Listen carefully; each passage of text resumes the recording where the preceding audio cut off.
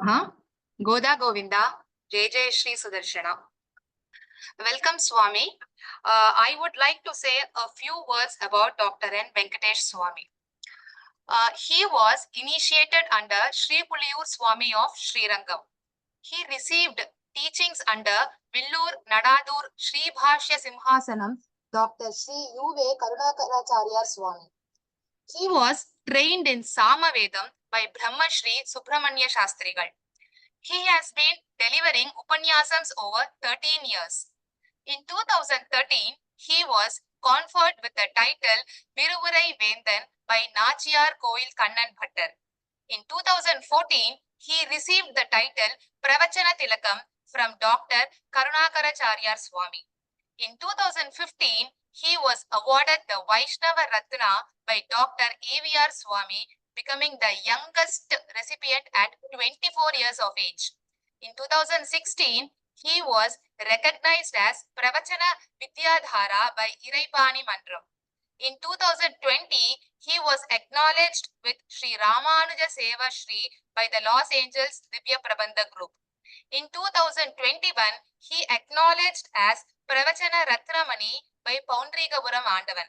In 2023, he was conferred with Parashara Bhattadasar by Srirangam Srimad Andavan. In 2024, he was granted the World Brahmins Association Special Award for Community Service. He is currently hosting a series on Ayra Namangal, Ayra Kadaigal and Dinamdoram Divya Prabandham on Shankara TV. Dhanyosmi Swami for accepting our request. Now I request you to start with the talk. Okay. Thank you.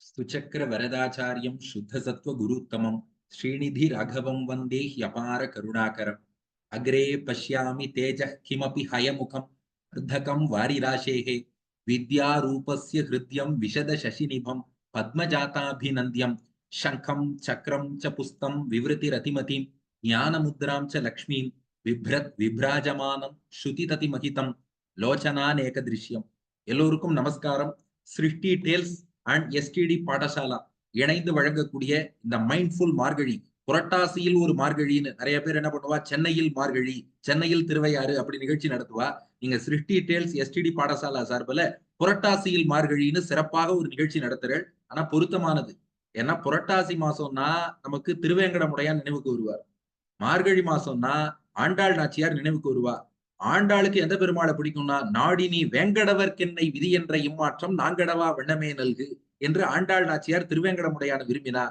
அதனால ஆண்டாளுடைய மாதமான மார்கழியை திருவேங்கடமுடையானுக்கு உகந்த புரட்டாசி மாசத்துல கொண்டு வந்துட்டேள் அதுல பாருங்க ஆண்டாள் கோஷ்டியாக நீங்க இத்தனை பேர் இருந்து அந்த திருவேங்கடமுடையான் பேர்லயே ஒரு ஆள் வந்தா நல்லா இருக்குங்கிறதுக்காக போல இருக்கு அடியன் ஒத்தனை அழிச்சிருக்கள் அதனால இதி சர்வம் சமஞ்சசம்னு எல்லாமே பொருத்தமாக இருக்கிறது நாம நிறைய விஷயத்துக்கு போவோம் இந்த குழாமை சேர்ந்த அனைத்து பெற்றோர்களுக்கும் அவர்களுடைய குழந்தைகள் நம்முடைய எம்பெருமானார் சம்பிரதாயத்தின் நாளைய தூண்களாக விளங்கக்கூடிய இளைஞர்கள் குழந்தைகள் எல்லோருக்கும் அடியனுடைய நமஸ்காரத்தை தெரிவித்துக் கொள்கிறேன் குழந்தைகளுக்கு ஆன்மீக ஆர்வத்தை வளர்ப்பதற்கு பெற்றோர்கள் என்ன செய்ய வேண்டும் அப்படிங்கிற தலைப்புல அடியன் பேசணும்னு கேட்டுட்டேன் குழந்தைகள் நாளைக்கு நம்ம சம்பிரதாயத்துக்கு தூண்களா இருக்கணும் வெறும் ஃபாலோயர்ஸ் இல்ல அவளுக்கு பல ஃபாலோயர்ஸ் வர மாதிரி நம்ம குழந்தை இருக்கணும் சம்பிரதாயத்துக்கு அவளும் ஃபாலோயர்ஸா இருக்க போறா அப்கோர்ஸ் பட் அந்த குழந்தைகளுக்கு பல ஃபாலோயர்ஸ் அமையும்படியாக அவ நம்ம சம்பிரதாயத்துல ஒரு டார்ச் பேரர்ஸா இருக்கணும் கலங்கரை விளக்கங்களாக லைட் ஹவுஸா இருக்கணும் அதற்கு பெற்றோர்கள் என்ன பண்ணணும்னா அப்படி யோசிச்சு பார்த்தேன் 6I ஃபார்முலா தோணிது we have got 2 I's நான் சொல்றது I letter I 6I formula 1 interaction 2 ideal demonstration 3 information 4 integration 5 initiation 6 inspiration interaction அதாவது ஃபர்ஸ்ட் என்னென்ன டெஃபினிஷன் சொல்லிடுறேன் அதுக்கப்புறம் உங்களுக்கு விரிவாகவும் சொல்லிடுறேன் ½ தான் ஏன்னா அதுக்கப்புறம் நீங்க இன்டராக்ட் பண்ணணும் இல்லையா நானே எவ்வளவு நேரம் பேசுறேன் அதனால ஆருக்கும் முதல்ல என்னென்னு சொல்லிடுறேன் இன்டராக்ஷன் முதல்ல நாம குழந்தைகளோட நிறைய இன்டராக்ட் பண்றோமாங்கிறத என்ஷூர் பண்ணிக்கணும் ஏன்னா எல்லாரும் வீட்டுல இருக்கோம் தான் நம்பிட்டு இருக்கோம் பட் அவ மொபைலோட இன்டராக்ட் பண்ணிட்டு இருக்கா ஃபேஸ்புக் வாட்ஸ்அப்போட இன்டராக்ட் பண்றா 1-to-1 இன்டராக்ஷன்ங்கிறது ஃபேமிலிஸ்ல குறைஞ்சுட்டே வருது சோ சம்பிரதாயம் அதிகமாக வளர வேண்டும் என்றால் நாம செய்ய வேண்டிய முதல் விஷயம் இன்டராக்ஷன் நாம குழந்தைகளோட எவ்வளவு தூரம் இன்டராக்ட் பண்றோம் நம்பர் 2 ஐடியல் டெமான்ஸ்ட்ரேஷன். இன்றைய குழந்தைகளுக்கெல்லாம் அட்வைஸ் பண்ணா பிடிக்காது. நீ இப்படி பண்ணு அப்படி பண்ணுலாம் பிடிக்காது. ஐடியல் டெமான்ஸ்ட்ரேஷன் நாம ஒண்ணு பண்ணி காமிச்சா அதுல நாம வெற்றி கண்டால் தானே பார்த்து பண்ணணுங்கிற எண்ணம் அவளுக்கு வரும். அவ்வளவுதானே ஒழிய சும்மா வந்து நீ இதை பண்ணு அதை பண்ணுன்னுலாம் சொன்னா கேட்கறதுக்கு இன்றைய குழந்தைகள் யாரும் தயாராக இல்லை. அதனால நம்பர் 2 ஐடியல் டெமான்ஸ்ட்ரேஷன். நாம பண்ணி காமிச்சா அவ ஃபாலோ பண்ணுவா. Number 3 information. நம்ம சாஸ்திரத்துல என்ன இருக்குங்கிற இன்ஃபர்மேஷன் குழந்தைகளுக்கு போய் சேரணும். பெரிய ப்ராப்ளம் என்னன்னா நாம அவளை கிரிட்டிசைஸ் பண்றோம் சார், அவன் எதிர்த்து எதிர்த்து கேள்வி கேட்கிறா சார், அதை பண்றான் இதை பண்றாங்கிறோம். நாம எவ்வளவு சாஸ்திரம் அவளுக்கு கொண்டு போய் ரீச் பண்ணிருக்கோம். அவளுக்கு புரியற லாங்குவேஜ்ல அண்டர்லைன் பண்ணிக்கோங்க.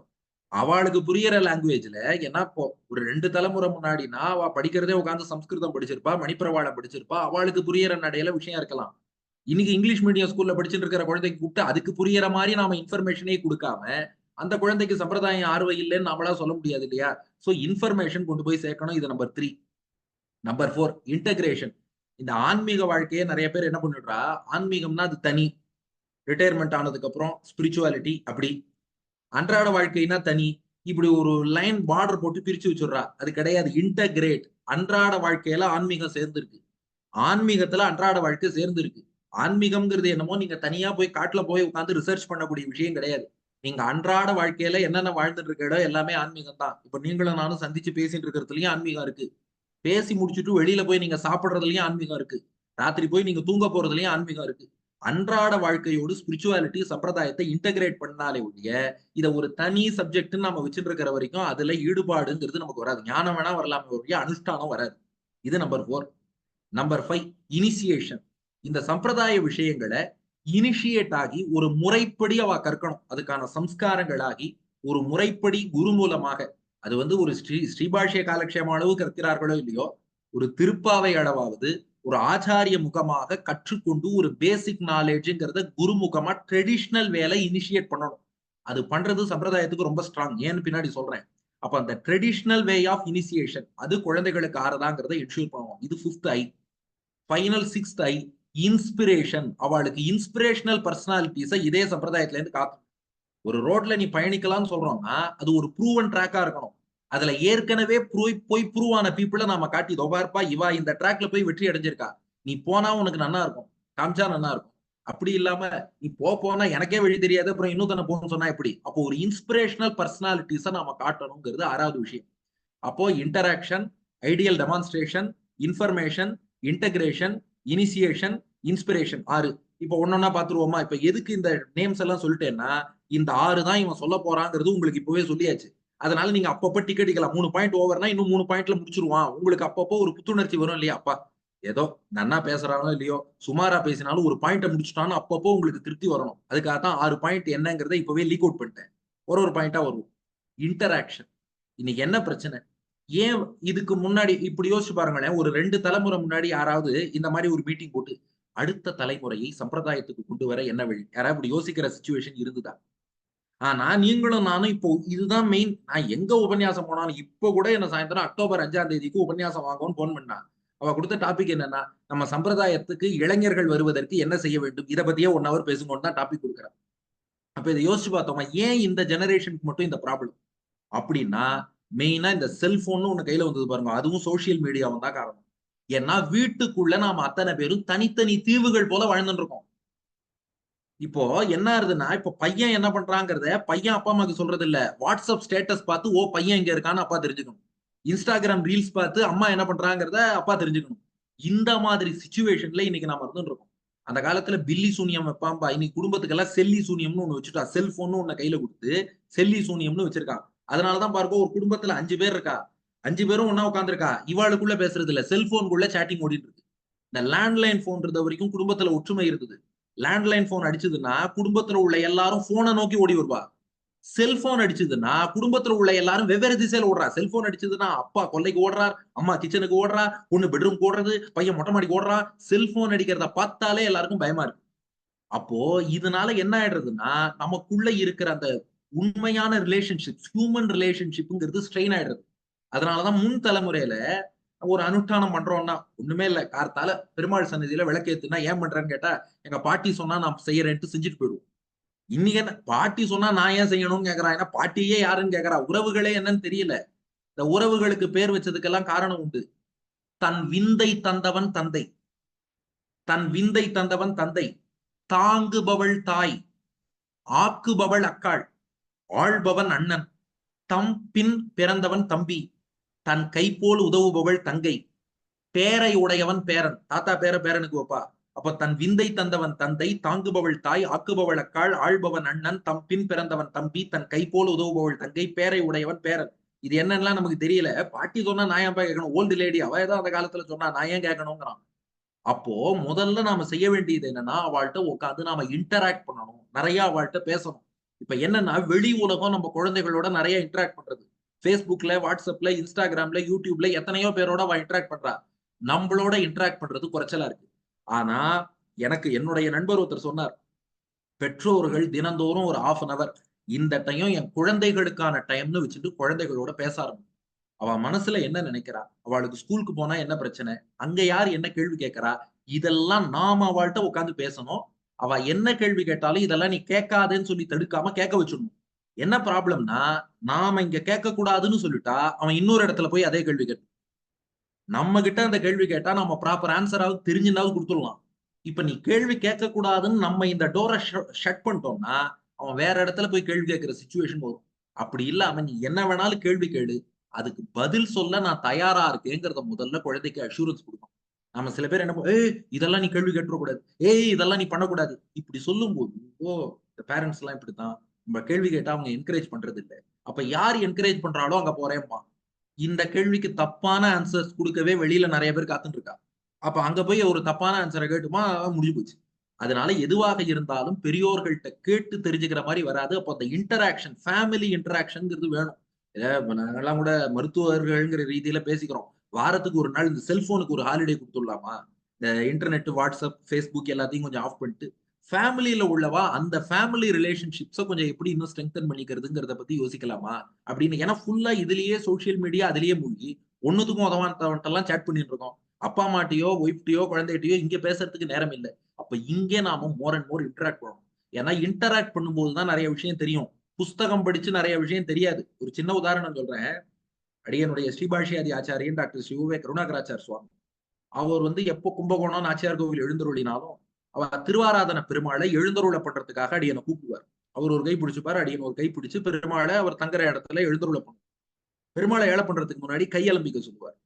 அப்போ முதல் தடவை 2014-15 கையலம்பிக்கிறதுக்காக தீர்த்தம் தரேன்னார். அடியன் இப்படி கையை நீட்டினேன். ஏய் நல்லா தெரிஞ்சுக்கோ, வைதிகத்துல ஒருத்தனை டெஸ்ட் பண்ணணும்னா முதல்ல கையலம்பத்தான் கை நீட்ட சொல்லுவா. இப்படி 2 கையும் விரிச்சு நீட்டக்கூடாது, இப்படி சேர்த்து முதல்ல நீட்டணும். இப்படி நீட்டி முதல்ல புறங்கையை அலம்பிக்கணும், அதுக்கப்புறம் தான் உள்ளங்கையை விரிச்சு நீட்டணும். இந்த அனுஷ்டானம் நீங்க புக்கை படிச்சு தெரிஞ்சுக்க முடியாது. ஒரு ஆச்சாரியனுக்கு கூட இருந்து கைங்கரியம் பண்ணாதான் ஓஹோ இது டெஸ்ட். அப்புறம் சுவாமி சாச்சாரி இது வைதிகத்துல டெஸ்ட், ஒருத்தனுக்கு நல்லா ட்ரைனிங் ஆயிருக்கா இல்லையான்னு இப்படி தெரிஞ்சுப்பாருனா முதல்ல கையை இப்படி மூடி வச்சிருந்து கையலம்பத்தி காட்டுறானா, அதுக்கப்புறம் கையை விரிக்கிறானா. இது சிம்பிள் மேட்டர் தான். சயின்டிபிக்கா விஷயம் உண்டானா சயின்டிபிக்கா இருந்தா தான் ஃபாலோ பண்ணணும்னு இல்ல, பெரியவா சொன்னாலே பண்ணலாம். நான் சயின்டிபிக்கா மேட்டர் இருக்கு. என்னன்னா புறங்கை முதல்ல கிளீனா இருக்கும். அந்த அவுட்டர் பார்ட் ஆஃப் ஹேண்டை கிளீன் பண்ணிட்டு அதுக்கப்புறம் இன்னர் பார்ட்டை கிளீன் பண்ணிக்கணுங்கிறதுக்காக ஒரு வழக்கம் வச்சிருக்கா. இப்போ இதெல்லாம் நம்ம ஒரு இன்டராக்ஷன், ஓ அப்படியா சுவாமி இது என்ன பண்ணணும் நம்ம கேட்கும்போது தான் தெரியுது. இப்ப என்ன ஆறுதுன்னா, இந்த 1-to-1 இன்டராக்ஷன்ஸ்ங்கிறது ஃபேமிலிலயும் சரி, ஒரு பெரியவாழ்கிட்ட இன்டராக்ட் பண்றதும் சரி குறைஞ்சுட்டே வருது. அப்ப இத கொஞ்சம் இன்க்ரீஸ் பண்ணாதான் குழந்தைகளுக்கு ஓஹோ இதுல இவ்வளவு விஷயம் இருக்கா, ஒரு ஓப்பனா டிஸ்கஷன் பண்ணலாமே. ஒரு குழந்தைகள் பெற்றோர்கிட்ட இன்னைக்கு ராமாயணத்துல ஒரு விஷயம் இது எனக்கு டவுட்டா இருக்கு என்ன பெற்றோர்கள்ட்ட கேட்கலாம். பெற்றோர்கள் அவளுக்கு தெரிஞ்சா சொல்லலாம், இல்ல யாரோ உபன்யாசகர்கிட்ட கேட்டு சொல்லலாம், அந்த மாதிரி யாரோ ஒரு வித்வான்கிட்ட கேட்டு சொல்லலாம். அப்ப இந்த இன்டராக்ஷன்ங்கிறது அதிகரிக்க அதிகரிக்க நம்ம ஃபேமிலியே எவ்வளவு தெய்வீகமா போறோம்னு பாருங்க. நம்ம அல்பமா எதையோ வச்சு பேசிட்டு இருக்கோம், இன்னைக்கு என்னாச்சு, இதுவாச்சா அதுவாச்சா, கிரிக்கெட் மேட்ச் என்னாச்சு, சினிமா என்னாச்சு, யூடியூப் பாட்டு என்னாச்சு, அதை விட்டுட்டு ராமாயணத்துல குழந்தைக்கு சந்தேகமா நீ கேளுடா, நான் சொல்றேன். இந்த இன்டராக்ஷனை வளர்த்து கொண்டாலே அட்லீஸ்ட் கேள்வி கேட்கறதுக்காகவாவது அவன் ராமாயணம் படிப்பான். அப்படி பாருங்க. சரி இன்னைக்கு அப்பாட்ட என்ன கேள்வி கேட்கலாம், அதுக்காக உட்காந்து ராமாயணம் படிப்பான். அம்மாட்ட என்ன டவுட் கேட்கலாம், அதுக்காக உட்காந்து கிருஷ்ணலீலை படிப்பான், ஆழ்வார் பாசுரம் படிப்பான். சோ என்கரேஜ் மோர் இன்டராக்ஷன். இது பாயிண்ட் நம்பர் 1. பாயிண்ட் நம்பர் 2க்கு போவோம். Ideal demonstration. இந்த அட்வைஸ் எல்லாம் யாருக்கும், நாங்கெல்லாம் ஸ்கூல்ல படிக்கிற காலத்திலேயே அட்வைஸ்னா பிடிக்காது எங்களுக்கு. இது இன்னும் அடுத்த ஜெனரேஷனுக்கு எல்லாம் கூப்பிட்டு வச்சு உட்காந்து வாப்பா நீ இதை பண்ணு அதை பண்ணு அட்வைஸ் பண்ணாவா கேட்பாளா. They want ideal role model, ideal demonstration. இது இந்த காலம்னு இல்ல, ஒரு உதாரணம் சொல்றேன். ஆண்டாளை வந்து சுடி கொடுத்த சுடர்கொடி பாடவல்ல நாச்சியார் கொண்டாடுறோம். கோதை ஆண்டாள், அரங்கனை ஆண்டாள், கோதை ஆண்டாள் நம் மனங்களை ஆண்டாள், கோதை ஆண்டாள் தமிழை ஆண்டாள், கோபால நல்லால் திருமணம் வேண்டாள். அந்த பக்தி ஆண்டாளுக்கு எங்கேருந்து வந்தது? அவளோட திருத்தகப்பனார் பெரியாழ்வார் தினந்தோறும் தன் திருக்கையால மாலை மாலை தொடுத்து தொடுத்து தொடுத்து அந்த பெருமாளுக்கு சமர்ப்பிச்சார். அந்த அப்பாவோட உபதேசத்தையும் கேட்டா, இல்லைன்னு சொல்லல. ஆனா கண்ணெதிரே ஒரு பக்தரை பார்த்தா, இந்த பெரியாழ்வாருடைய பக்தியை பார்த்தா, அதை பார்த்து பார்த்து அவரை எமுலேட் பண்ணணுங்கிற எண்ணம் ஆண்டாள் நாச்சியாருக்கு தானே உண்டு. அதுதான் ஆச்சாரியனுடைய அனுகிரகம். அப்போ ஒரு ஆச்சாரியனுக்கு கூட நாம இருந்தோம்னா, அவரோடு நாம பணிவிடைகள் செய்யும் போது அந்த ஒரு ஐடியலை பாக்குறோம். ஆஹா, இவர் இவ்வளவு தூரம் சிறப்பா இருக்காரே, அப்ப நாமும் பண்ணலாங்கிற எண்ணம் வரும். அப்போ பெற்றோர்கள் குழந்தைகளை சம்பிரதாயத்துக்கு கொண்டு வர என்ன வழினா, நோ மோர் அட்வைஸ் பண்ணி பிரயோஜனமே கிடையாது. இவன் அனுஷ்டானம் பண்ணணும். இப்போ தந்தையே சந்தியாவந்தனம் பண்ணாம பையனை கூப்பிட்டு, உனக்கு பூணல் போட்டேன் 3 வேளை சந்தியாவந்தனம் பண்ணுனா, அவன் திரும்ப கேட்பானா இல்லையா, ஏப்பா நீயே பண்றது இல்ல என்னையே பண்ண சொல்லு. அப்போ பையன் சந்தியாவந்தனம் பண்றதுக்கு சிறந்த வழி என்னன்னா, அப்பா 3 காலம் சந்தியாவந்தனம் பண்றதை என்ஷூர் பண்றது. அப்ப அதை பார்க்கும்போது பையனுக்கு என்ன தோணும், அப்பா கரெக்டா பண்றார், நாமும் பண்ணணுங்கிற எண்ணம் வரும். அப்போ அந்த ஐடியல் அதைத்தான் அவளுக்கு நம்ம காட்டணும். அப்போ எப்போதுமே குழந்தைகள் சரியா வரல, அவ இது பண்ணல அப்படின்னு சொல்றதை விட, நம்மள எவ்வளவு தூரம் நம்ம கரெக்ட் பண்ணிக்கிறோம்னு பார்க்கணும். இன்னொன்னு, அந்த அனுஷ்டானங்களை நாம கடைபிடிச்சோம்னா அதுல ஒரு பிரம்ம தேஜஸ் நமக்கு வரும். நம்ம அனுஷ்டானம் எல்லாம் சாமானியம் கிடையாது. அதெல்லாம் ரிஷிகள் கொடுத்தது, பகவானுடைய அனுகிரகத்தால் நமக்கு ஏற்பட்டது. அப்போ அந்த அனுஷ்டானம் கடைபிடிக்க திக்பலம், க்ஷத்ரிய பலம், பிரம்ம தேஜோ பலம் பலம். அந்த பிரம்ம தேஜஸ் நமக்கு வந்ததுன்னா தானா நம்ம சொல்றத குழந்தைகள் கேட்க ஆரம்பிச்சிடும். நமக்கு என்ன ப்ராப்ளம்னா, அந்த அனுஷ்டான பலம் இல்ல, பிரம்ம தேஜஸ் இல்ல, அந்த ஞானம் இல்ல. அதனாலதான் நம்ம பேச்சு அம்பலம் ஏறல. நம்ம தாத்தா பாட்டி சொன்னப்ப நாம கேட்டோம். நாம சொன்னா ஏன் நம்ம குழந்தைகள் கேட்கலன்னா, அந்த அனுஷ்டான பலம் என்பது நம்மிடம் குறைகிறது. அதை நம்ம சம்பாதிச்சுக்கணும். ஒரு சின்ன உதாரணம் சொல்றேன். காஞ்சி பெரியவர்கிட்ட போய் ஒருத்தர் கேட்டாராம், நீங்க வந்து வரதட்சணையே வாங்கக்கூடாதுன்னு சொல்றீங்க. எந்த கல்யாணம் யார் பண்ணாலும் வரதட்சணை வாங்கக்கூடாதுன்னு சொல்றீங்க. ஆனா இன்னமும் உங்க பேர் போட்டு உங்க ஆசீர்வாதத்தோட கல்யாணம்னு பத்திரிக்கை அடிக்கிறா, அவளும் வரதட்சணை வாங்குறாளே, இதுக்கு என்ன ரெமடின்னு கேட்டாலும். அதுக்கு அவர் பதில் சொன்னாராம், மக்கள் அப்படிதான் பண்றா, மக்கள் மேல தப்புன்னு அவர் சொல்லலையாம். ஒருவேளை என்னுடைய தபஸ் குறைவா இருக்கு போல இருக்குடா, எனக்கு நல்ல தபஸ் இருந்தா நான் சொன்னா மக்கள் கேட்டிருப்பா. எனக்கு தபஸ் கம்மியா இருக்கு, அதனாலதான் நான் சொன்னதை யாரும் கேட்கல. நான் இனி நிறைய விரதம் இருந்து நான் இனி நிறைய தபஸ் பண்றேன்னா. ஏன்னா எப்போதுமே நமக்கு என்னன்னா, அடுத்தவரை போக்கஸ் பண்ணி இவன் இந்த இடத்துல மிஸ்டேக் பண்ணிட்டான்னு சொல்லிட்டு போறதுங்கிறது ரொம்ப ஈஸி. மாறாக நம்மள இன்னும் எப்படி இம்ப்ரூவ் பண்ணிக்கலாம், நாம எந்த ரூட்ல சொன்னா அவன் கேட்பான். அப்ப நாம ஒரு ரோல் மாடலா இருந்தாதான் அடுத்த வாழ்க்கை அதை ஃபாலோ பண்ணணும் தோணும். அப்ப பெற்றோர்கள் ஒரு ஐடியலா மாறி அவ டெமான்ஸ்ட்ரேட் பண்ணி காமிச்சா அதை நிச்சயம் குழந்தைகள் ஃபாலோ பண்ணுவாங்கிறது அடியனுடைய தாழ்மையான கருத்து. இது நம்பர் 2. சோ 1 வந்து இன்டராக்ஷன், நம்பர் 2 ஐடியல் டெமான்ஸ்ட்ரேஷன். இது அடியனோட ஃபேமிலியில நான் பார்த்தேன். என் பொண்ணுக்கு இப்பதான் 3.5 வயசு ஆறுது. அடியன் காத்தால எழுந்து உட்காந்து 12 திரும்ப நட்டுப்பேன். அதை பார்த்ததும் என் பொண்ணு வருவா, எனக்கும் இட்டு விடுன்னு கேட்போம். அப்ப இது என்ன சிம்பிளான விஷயம். நாம திருமணம் இட்டுக்கும் போது அப்ப ஓகே, அப்பா ஏதோ ஒண்ணு இட்டுக்கிறார், அது நல்ல விஷயம் தான், அதை தானும் இட்டுக்கணும்னு தோன்றது. நிறைய பேருக்கு என்ன ப்ராப்ளம்னா, இப்போ தகப்பனாரோ ஆத்துல யாருமே இட்டுக்கிறது இல்ல, குழந்தைய மட்டும் கூப்பிட்டு திருமணம் இட்டுக்கோம், நான் வெளில போயிட்டு எல்லாரும் என்ன கிண்டல் பண்றான்னு சொல்லிட்டு தான் திரும்ப வரும். அப்போ அதை எப்படி நீ ஃபேஸ் பண்ணணும் அதையும் நம்ம சொல்லிக் கொடுக்கணும். அவ கேப்பா, 111 கிண்டல் பண்றான், மாட்டுக்கு 2 கொம்பு உனக்கு என்ன 3 கொம்பான்னு கிண்டல் பண்றான் எல்லாம் சொல்லுவா. அதுக்கு நாம எப்படி அவளை ஃபேஸ் பண்றோங்கிறதையும் சொல்லிக் கொடுக்கணும். நான் எல்லாம் சதிகாரதான், மெடிக்கல் காலேஜ்லயே படிச்சுட்டு வந்தவன், எல்லாம் எவ்வளவு ரேகிங் பண்ணிருப்பான்னு நினைச்சு பாருங்க. எல்லாம் கேட்பான், ஆனா அப்படிதான் சொல்லுவான், பரவாயில்ல வச்சுக்கோப்பா, எவ்வளவு பெரிய சீனியர்னாலும் 2 கொம்பு இருப்பீங்க, எனக்கு 3 கொம்பு இருக்குல்ல, நான் உன்னோட பெரிய ஆள் தான் போயிட்டு வந்துருவேன். அப்போ இதெல்லாம் நம்ம லைட்டா எடுத்துன்னு கடந்து போயிட்டே இருக்கணும். ஐயோ, என்னைக்குமே ஞாபகம் வச்சுக்கோங்க, இது பெற்றோர்களும் சரி குழந்தைகளும் சரி, இந்த கிண்டல் பண்றவா இருக்கா பாருங்க, கிண்டல் பண்ணிட்டானேன்னு நீங்க டிப்ரெஸ் ஆகி உட்கார்ந்தா மட்டும்தான் அவன் மேல மேல கிண்டல் பண்ணுவான். ஏன்னா அவன் கிண்டல் பண்றதுக்கு பர்பஸ் என்ன, நீங்க வருத்தப்படணும், நீங்க டிப்ரெஸ் ஆகணுங்கிறது. அவனுக்கு எது வெற்றி, நீங்க சோர்ந்து உட்கார்றதுதான் வெற்றி.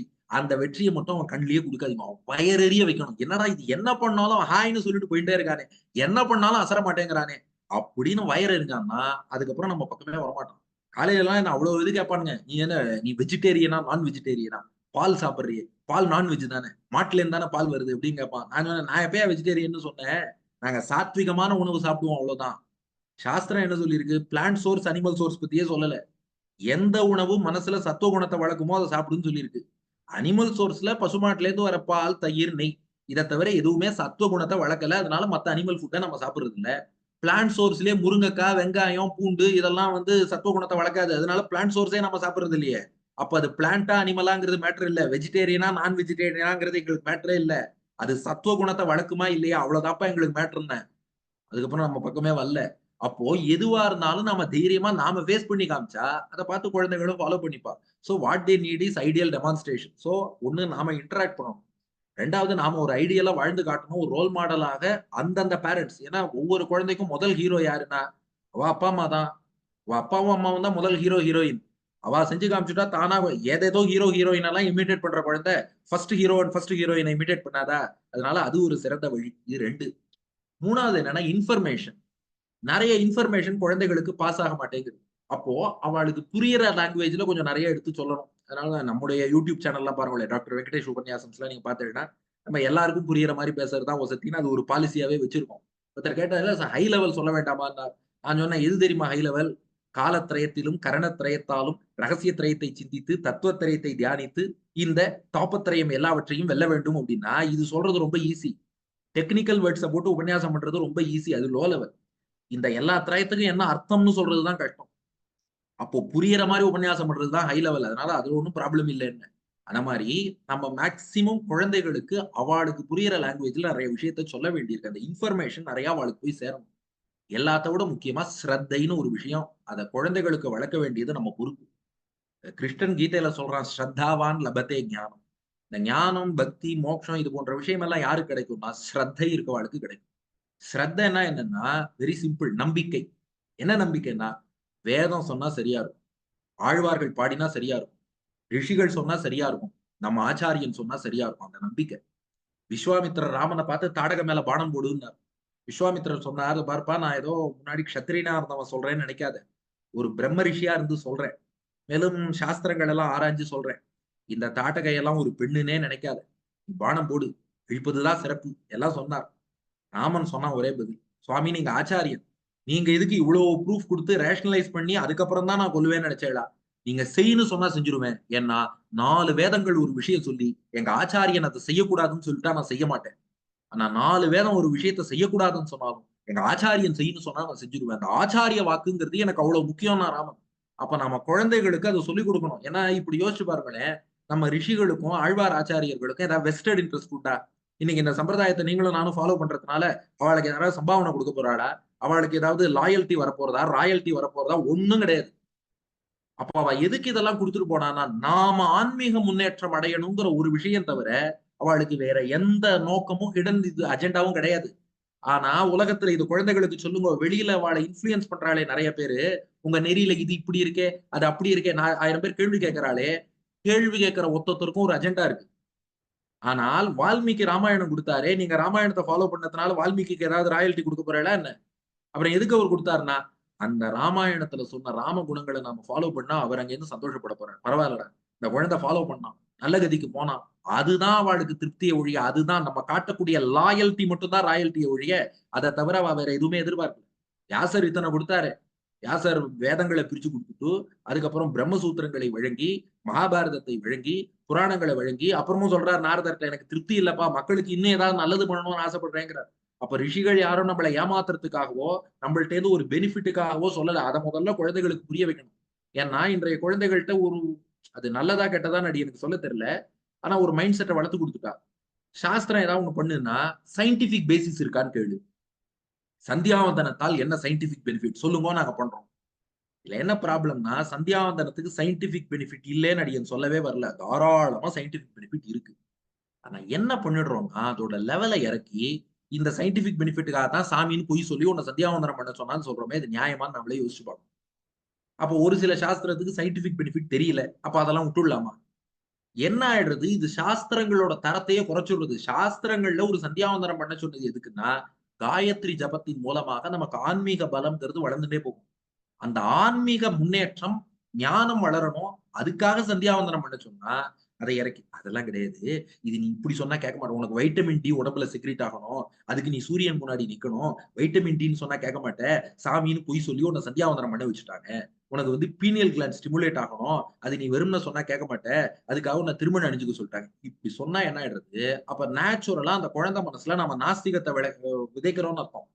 ஓ! அப்ப பெருமாள்லாம் ஒண்ணும் கிடையாது போல இருக்கு. ஏதோ பீனியல் கிளாண்டுக்காக இத எடுக்க சொல்லியிருக்கா? சந்தியாவந்தனம்னா காயத்ரிலாம் ஒண்ணும் பெருசா கிடையாது போல இருக்கு. வைட்டமின் டிக்காக சந்தியாவந்தனம் பண்ண சொன்னா, எவ்வளவு பெரிய தப்பான விஷயத்த நம்ம எரியாம குழந்தைகள் மனசுல விதைக்கிறோம் பாருங்க. அப்ப சயன்டிஃபிக் பெனிஃபிட் இல்லையான்னா இப்படி வச்சுக்கோங்க. ஒரு அம்மா குழந்தைய ஸ்கூலுக்கு அனுப்புறா. சைக்கிள்ல போயிட்டு வான்னா. எதுக்கு குழந்தை சைக்கிள்ல போச்சுன்னா, ஸ்கூலுக்கு போனது படிக்க தான். படிப்புங்கிறது தான் மெயின் பர்ப்பஸ். ஆனா, மெயின் பர்ப்பஸுக்காக படிக்க போனவன், சைக்கிள் ஓட்டின்னு போயிட்டு, போயிட்டு வந்தான் இல்லையா? அதனால உடம்புக்கு எக்சர்சைஸ் கொஞ்சம் வெயிட்டும் குறைஞ்சுதாம். இப்போ ஒருத்தன்ட்ட சொன்னானாம் பையன், "எனக்கு வெயிட் குறையணும்னு எங்க அம்மாவுக்கு ஆசை. அதுக்கு தான் ஸ்கூலுக்கு போன்னு சொல்லி எங்க அம்மா என்ன படிக்க வச்சாம்மா." இது நியாயமா சொல்லுங்க? வெயிட் குறையறதுங்கிறது ஒரு செகண்டரி பெனிஃபிட். அது அடிஷனலா கிடைச்சது. அதுக்கு ஆனுஷங்கிக பலம்னு பேரு. அது இது நடக்கும்போது தானா நடக்கிற செகண்டரி பலன். மெயின் பெனிஃபிட் என்ன? அறிவ வளர்த்துக்கிறதுக்கு தான் அவன் பள்ளிக்கூடம் போனான். அவன் திறமையை கண்டறியத்தான் பள்ளிக்கூடம் போனான். வெயிட் குறைக்கிறதுக்காக அவன் ஏன் ஸ்கூலுக்கு போனான்? அதுக்கு எங்க வேணாலும் போயிட்டு வரலாமே. ஜிம்முக்கு கூட போயிட்டு வரலாம். அது போல தான் எனக்கு வைட்டமின் டி செக்ரீட் ஆகணும்னா, மாடியில நான் 108 ரவுண்டு கூட நான் வரலாம். அதுக்கு சந்தியாவந்தனம் பண்ணணும்னு தேவையில்ல.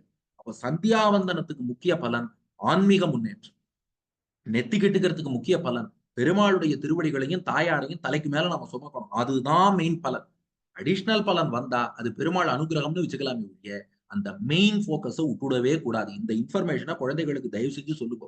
அப்போ ஸ்பிரிச்சுவலாவே அவ பேசிஸ் கேட்பா இல்லையா ஒண்ணொண்ணுக்கும். நீ கார்த்தால பிரம்ம முகூர்த்தத்துல எழுந்துக்கோங்கிற. ஏன் எழணும்னா, சாஸ்திரமே குடுக்கிறது. இந்த ஆயுர்வேதத்துல அஷ்டாங்க ஹிருதயம்னு ஆயுர்வேத கிரந்தம் சொல்றது, பிராஹ்மே முகூர்த்தே உத்திஷ்டேத் ஸ்வஸ்தோ ரக்ஷார்த்தம் ஆயுஷா. அந்த பிரம்ம முகூர்த்தம்ங்கிற காலை நேரத்துல தான் நமக்கு மனசுல சத்துவ குணம்ங்கிறது நிறைய இருக்கும். இந்த சத்துவம், ரஜஸ், தமஸ்ன்னு 3 குணம் சொல்றோமே, அதுல சத்துவ குணம் நிறைய இருக்கிற நேரம் காலை நேரம். அந்த நேரத்துல எழுந்து உட்கார்ந்து நாம அனுஷ்டானம் பண்ணா, காயத்ரி மந்திரம் ஜபிச்சா, வேத மந்திரங்கள், பாசுரங்கள் சொன்னா, பகவான தியானம் பண்ணா, அந்த தியானம்ங்கிறது நன்னா இருக்கும். மனசுல நல்ல விஷயம் பதியும். மார்கழி மாசம்ங்கிறது தேவர்களுக்கும் பிரம்ம முகூர்த்தம். அதுல காலை பொழுது நமக்கும் பிரம்ம முகூர்த்தம். அப்ப நாம திருப்பாவை சொன்னாதான் மைண்ட்ஃபுல் அந்த டைட்டிலேயே வச்சிருக்கா பாருங்க. மைண்ட்ஃபுல் மார்கழி. அப்பதான் மைண்ட்ல பகவான் ஃபுல் ஆவான். அது மைண்ட்ஃபுல் மார்கழி அது. ஏன்னா அது பிரம்ம முகூர்த்தம். பிளஸ் ஆயுர்வேத ரீதியா அந்த காலை வேளையில யார் எழுகிறார்களோ அவர்களுக்கு ஆயுள் கூடும்னு சொல்லியிருக்கு. இத சயின்டிஸ்டும் ஆராய்ச்சி பண்றான். அத செகண்டரியா வச்சுக்கோங்க. ஜெர்மனில கிறிஸ்டோபர் ராண்ட்லர்னு ஒரு சயின்டிஸ்ட். அவர் ஆராய்ச்சி பண்ணி சொல்லியிருக்காரு. நைட்ல படிக்கிற குழந்தைகளை விட விடியற்காலை பிரம்ம முகூர்த்தத்துல படிக்கிற குழந்தைகள் கல்வியிலே அதிகமா தேர்ச்சி பெறுகிறார்கள். நீங்க கூகுளாச்சாரியார்ட்ட போட்டு பாருங்க. Christopher Randler Germany professor. அவர் சொல்லியிருக்காரு, மாணவர்கள் கல்வியில சிறக்கணும்னா இந்த பேய் பிசாசு மாதிரி ராத்திரியில நடமாடி ராத்திரியில படிச்சு அவளும் பேய் பிசாசு மாதிரியே ஆயிடுறா. கார்த்தால நன்னா தேவதைகளுக்கு உகந்த காலை நேரத்துல எழுந்து படிக்கிறது விசேஷம்ங்கிறார். அது போல லண்டன்ல டாக்டர் ஜோர்க் ஹூபர்னு ஒரு சயின்டிஸ்ட். அவர் சொல்லியிருக்காரு, கால வேளையில யார் சீக்கிரம் எழுதுகிறாளோ அவளுக்கு ஸ்ட்ரெஸ்ஸே வராது. நீங்க எல்லாம் நிறைய தான் சின்ன பசங்க எல்லாம் சொல்றது எங்களுக்கு ஒரே ஸ்ட்ரெஸ்ஸா இருக்கு. கார்த்தால சீக்கிரம் எழுந்தா ஸ்ட்ரெஸ் வராதான். அவன் ஆராய்ச்சி பண்ணியிருக்கான். அப்ப இதெல்லாம் ஒரு செகண்டரி பெனிஃபிட். பிளஸ் நமக்கு ஞானம் கூடுகிறது, ஆயுள் கூடுகிறது. இது கொஞ்சம் sub primary benefit. Primary benefit பகவானுடைய அந்த தியானம், ஞானம் அது நன்றாக வளர்கிறது. இன்னொன்னு வச்சுப்போமே, இப்ப பெண்கள் கோலம் போடுறா பாருங்க. அது அவளுக்கு ஒரு விதமான எக்ஸசைஸ். அது உடம்புக்கு ரொம்ப நல்லது. கோலம் போடுறதுங்கிறதே ஒரு எக்ஸசைஸ். அதனாலதான் ஆத்து வாசல்ல கோலம் போடணுங்கிறோம். அடுத்தது அதுல சில மேத்தமேட்டிக்கல் ஸ்கில்ஸ் எல்லாம் இருக்கு. இந்த கோலம் போடுறவாளுக்கு மேக்ஸும் டிராயிங்கும் சூப்பரா வருமா. ஏன்னா கோலம் போடும்போது எண்ணுதல், கவுண்டிங் ஒண்ணு, 2 மெஷரிங் அளத்தல், 3 டிசைனிங் வடிவமைத்தல், 4 ஐடென்டிஃபையிங் கண்டறிதல், 5 பரிசோதித்தல் எக்ஸாமினிங், 6வது விளக்குதல் எக்ஸ்பிளைனிங். இந்த 6 மேத்தமேட்டிக்கல் ஸ்கில் இருந்தா தான் கோலம் போட முடியும். கவுண்ட் பண்ண தெரியணும், மெஷர் பண்ண தெரியணும், டிசைன் பண்ண தெரியணும், ஐடென்டிஃபை பண்ண தெரியணும், எக்ஸாமின் பண்ண தெரியணும், எக்ஸ்பிளைனும் பண்ண தெரியணும். அதனாலதான் பாருங்க, இன்னைக்கும் கோலம் போடுற பெண்கள் பயாலஜில நிறைய மார்க் வாங்குவாங்க. ஏன்னா டயகிராம் சூப்பரா போட்டுருவாங்க. அப்போ அந்த கோலம்ங்கிறதுக்குள்ள மேத்தமேட்டிக்கல் அண்ட் டிராயிங் ஸ்கில் இருக்கு. இது ஒரு பிளஸ். பிளஸ் இப்படி வருவோம் சாஸ்திர ரீதியில. மகாலட்சுமி தாயார் கார்த்தால நம்ம மாத்துக்குள்ள நுழையிறா. தாயார் உள்ள நுழையும் போது கோலம் போட்டு வரவேற்கணும். அதனால கோலம் போடணும். இன்னொன்னு, நாள் முழுக்க பூமாதேவி தாயார மிதிக்கிறோம். பூமி தேவி தானே, தாயார் தானே. அதனாலதான் அந்த பூமி தேவிட்ட மன்னிப்பு கேட்பதற்காக முதல்ல அந்த பூமியில ஒரு கோலத்தை போட்டுட்டு அதுக்கப்புறம் மிதிச்சு நடக்க ஆரம்பிக்கிறோம். இதுல ஒரு சோசியல் பெனிஃபிட் இருக்கு. அது என்னன்னா, எறும்பு, பறவை, பூச்சி இது போல உயிரினங்கள் போச்சுன்னா அரிசி மாவால கோலம் போடணும். அது அதுகளுக்கெல்லாம் ஒரு உணவு கொடுத்ததா ஆறுது. அப்ப சுத்தி இருக்கிற உயிர்களையும் நாம பேணுகிறோம். அப்ப பாருங்க, ஒரு சொசைட்டிக்கும் நல்லது இருக்கு, ஸ்பிரிச்சுவலாவும் நல்லது இருக்கு, மேத்தமேட்டிக்கல் அண்ட் டிராயிங் ஸ்கில்ஸும் இருக்கு. ஒரு கோலம் போடுறதுக்குள்ள இத்தனை விஷயம். பிளஸ் ஒரு உடம்புக்கு ஆரோக்கியத்துக்கு ஒரு எக்ஸசைஸும் இருக்கு. அப்ப இத்தனை விஷயம் இருக்குங்கிறத சொல்லிக் கொடுக்கணும். நமக்கு அவகாசம் 1/2 அன் அவர் தான். எல்லாத்தையும் அடியே சொல்றேன்னு யோசிக்க வேண்டாம். நான் சும்மா சாம்பிளுக்கு 2 சொல்றேன். ஒரு பானை சோத்துக்கு ஒரு சோறு பதம். இது போல விஷயம் இருக்கு. ஆனா நாம தான் என்ன பண்றோம், இந்த இன்ஃபர்மேஷனை அடுத்த ஜெனரேஷனுக்கு பாஸ் பண்றது இல்ல. அதனால அவ என்ன பண்றா, ஸ்டிக்கர் கோலம்னு வாசல்ல ஒண்ணு ஒட்டி வைக்கிறா. இது ஏன்டா போட்டான்னு சொல்றது. இது பரவாயில்ல, ஒரு வீட்டு வாசல்ல உண்மையா பார்த்தேன் பெயிண்ட் அடிச்சு கோலம் போட்டு வச்சிருக்கா. ஏன் சார்ன்னு கேட்டேன். இல்ல நார்மலா கோலமாவுல போட்டா அழிஞ்சு போயிடுது. பெயிண்ட்ல போட்டா அழியவே அழியாது. இதுவா? அதான் கோலங்கள், கோலங்கள் அழியாத கோலங்கள்னு டிவி சீரியல் பார்த்த ஞாபகம் போல இருக்கு. அழியாத கோலங்கள பெயிண்ட்லயே போட்டு வச்சிரும். அதுபோல சந்தியாவந்தனம். இந்த சந்தியாவந்தனம் இருக்கே, காயத்ரி மந்திரம் தினந்தோறும் ஜெபம் பண்ணணும். சாஸ்திரம் சொல்றது, "சந்தியாஹீனோ அசுச்சிஹி நித்யம் அனர்ஹ சர்வ கர்மசு யத் அன்யத் குருதே கர்மா ந தஸ்ய பலபாக் பவேத்." இந்த சந்தியாவந்தனம் பண்ணாதவன் அசுத்தமானவன். அவனுக்கு வேற எந்த கர்மாவிலே அதிகாரம் கிடையாது. சந்தியாவந்தனம் பண்ணாம வேற எந்த கர்மா பண்ணாலும் அதுக்கு பலனும் கிடையாது. சந்தியாவந்தனம் பண்ணாதவன் அசுத்தமானவன். அதுல இன்னொரு ஆன்மீக ரீதியா ஒரு விஷயம் இருக்கு. அது என்னன்னா, நம்முடைய ஞானம் உள்ளுக்குள்ள ஆத்மா, பரமாத்மாவை குறித்த ஞானம் சூரியன போல உதிக்கணும். இந்த அந்த ஞானம்ங்கிற சூரியன உதிக்க விடாம, நம்முடைய பாபங்கள், தீய எண்ணங்கள்லாம் அரக்கர்கள் மாரி பிளாக் பண்ணிட்டே இருக்கணும். இந்த சந்தியாவந்தனத்தின் போது காயத்ரி மந்திரத்த ஜெபம் பண்றோம் இல்லையா? அந்த நீங்கள் சொல்லக்கூடிய அந்த காயத்ரி ஜபம்ங்கிறது என்ன பண்றதா, அது அஸ்திரமாக, பாணமாக மாறி, அந்த தீய எண்ணங்கள், அந்த அரக்கர்கள், நம் பாவங்கள் அதையெல்லாம் அழித்தொழித்து, உள்ளே ஞானம் என்ற சூரியனை உதிக்க வைக்கிறதா, அந்த சூரியோதய காலத்துல சந்தியாவந்தனம் பண்றோம் பாருங்க. வெளியில மட்டும் சூரியன் உதிக்கல. உள்ளேயும் இன்டர்னல் சூரியன் ஒண்ணு உதிக்கிறது. அதுக்கு தான் அந்த காயத்ரியை நாம ஜெபம் பண்றோம். அடிஷனலா சயின்டிஃபிக்காவும் பெனிஃபிட் இருக்கு. வெயில்ல அந்த சூரியனை காலை சூரியனை பார்த்து பண்றோம். வைட்டமின் டி செக்ரீட் ஆகுது. பிராணாயாமம் பண்றோம். ஹெல்த்துக்கு ரொம்ப நல்லது. காயத்ரி மந்திரத்தை சொல்லும்போது கான்சன்ட்ரேஷன் இம்ப்ரூவ் ஆகுது. இதெல்லாம் அடிஷனல் பெனிஃபிட். மெயினா இந்த ஆத்மா பகவானுக்கே தொண்டன் என்ற ஞானம் நமக்கு ஏற்படும். இது போல நிறைய இப்போ ஒரு நீராடுதல், குளிக்கிறோம். குளிக்கிறதுல பாருங்க உடம்பு மட்டும் இல்ல மைண்டும் ஃப்ரெஷ் ஆகும். குளிக்கிறது எவ்வளவு முக்கியம். குளிச்சுட்டு தான் இந்த அனுஷ்டானமும் பண்றோங்கிறோம். ஏன்னா நம்ம உடம்பு மட்டும் இல்ல மைண்டையும் ஃப்ரெஷ் ஆக்கி கொடுப்பது அந்த நீராட்டு. அதுபோல பஞ்சகச்சம் மடிசார் கட்டணுங்கிறோம். கிரகஸ்தன் குறிப்பா பஞ்சகச்சம் தான் கட்டிக்கணும். பெண்களுக்கு மடிசார். அது ஏன்பா கட்ட சொல்றாருன்னா, அது ஆன்மீக ரீதியிலேயே பெரியோர்கள் காரணம் சொல்லியிருக்கா. என்னன்னா, நம்ம ஒரு வைதிக கர்மா பண்றோம்னு வச்சுக்கோங்க. அதோட பாசிட்டிவ் வைப்ரேஷன் நெறைய நம்ம கிட்ட இருக்கும். நம்ம டிரெஸ்ஸோட நுனி இருக்கு இல்லையா? End part of the dress. அது ஃபேசிங் டவுன்வர்ட்ஸா இருந்தா, அந்த பாசிட்டிவ் எனர்ஜி எல்லாம் பூமிக்கு போயிடுமா. அதனால வைதிக கர்மா பண்ணும்போது நம்மளுடைய டிரெஸ்ஸோட எண்ட்ஸ் எல்லாம் அப்வர்ட் ஃபேசிங்கா நம்மள நோக்கியே இருக்கணுமா. அதனாலதான் பஞ்சகச்சத்திலையும் மடிசார்லயும் பாருங்கோ, லூசியன்ட் எதுவும் டவுன்வர்டா தொங்கிட்டு இருக்காது. எல்லாத்தையும் தூக்கி மேல கட்டிடுவோம். ஏன்னா, அந்த வைதிக கர்மாவோட டோட்டல் பாசிட்டிவ் வைப்ரேஷனும் நமக்குள்ளே வர வேண்டும். அப்படிங்கிற மேட்டர் அதுக்குள்ள இருக்கு. இது போல இன்னும் நெறைய தினந்தோறும் பெருமாளுக்கு திருவாராதனம் பண்ணணுங்கிறோம். என்ன காரணம்னா, இதெல்லாம் வந்து ஒரு மானசீகமான ஒரு விஷயம். கிருஷ்ணன் கீதையில சொல்றான், "யஜ்ஞசிஷ்டாசின சந்தஹ முச்யந்தே சர்வ கில்பிஷைஹி தே து அகம் புஞ்சதே பாபாஹ ஏ பசந்தி ஆத்ம காரணா." பகவான் தான் இந்த உலகத்துல அத்தனையும் படைச்சவன். நமக்கு இந்த சரீரத்தை, இந்த ஞானத்தை, இந்த கை கால குடுத்து, ஒரு சம்பாத்தியத்த குடுத்து, உணவு விளையும்படியாக மழைய குடுத்து அனுக்கிரகம் பண்ணி அத்தனையும் பண்ணவன் பகவான். அந்த உணவ நாம சாப்பிடுறோம்னா, அந்த இறைவனுக்கு நன்றி சொல்லிட்டு அவன் சாப்பிட்ட மிச்சமா சாப்பிடணும். அத விட்டுட்டு, எனக்கு நானே சமைச்சு சாப்பிடுறேன்னா, அவன் பாபத்த சாப்பிடுறாங்கிறான் கிருஷ்ணன். அவன் நன்றி இல்லாதவன்.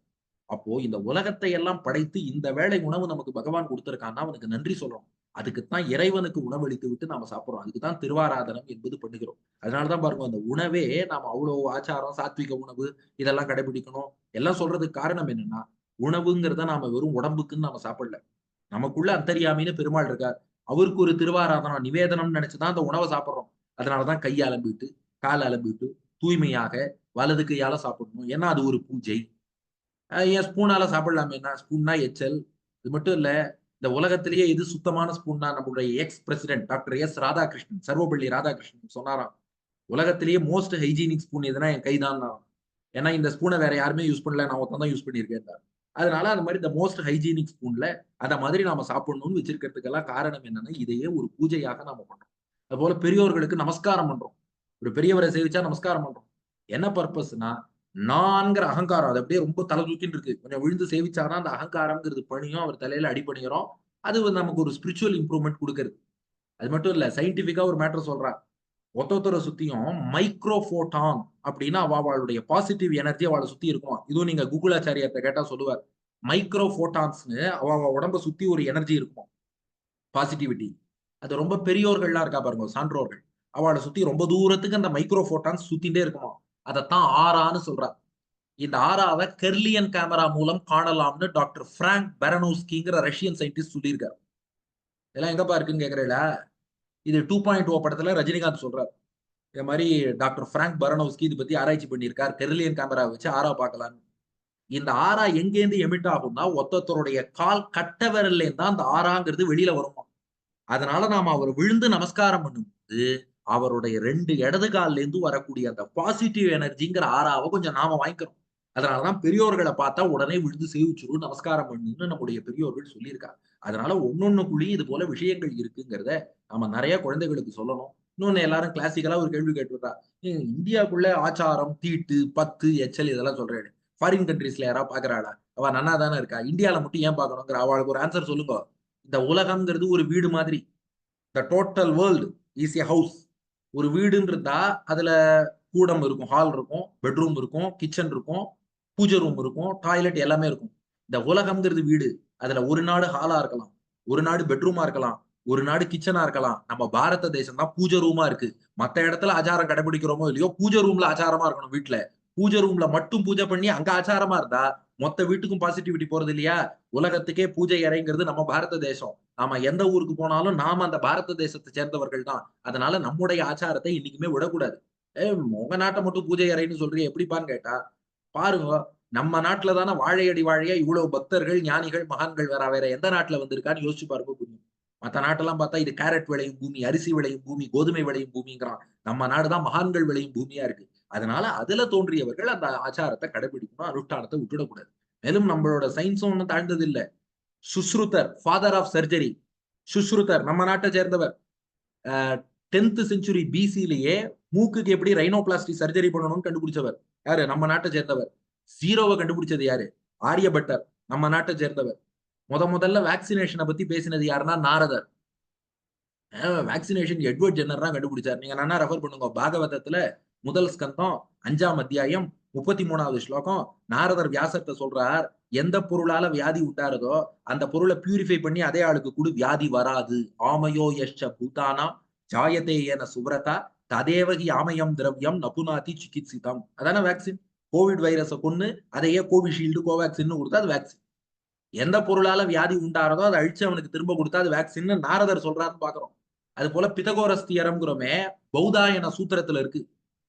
தீர்க்க சதுரஷ்டஸ்ய அக்ஷ்ணியா ரஜுகு பார்ஷ்வமானி திரியங்மானி ச யத் பிருதக் பூதே குருதா தது உபயம் கரோத்தின்னு இது பௌதாயன சூத்திரத்துல பிதகோரஸ் தியரம் பத்தி சொல்லியிருக்காரு.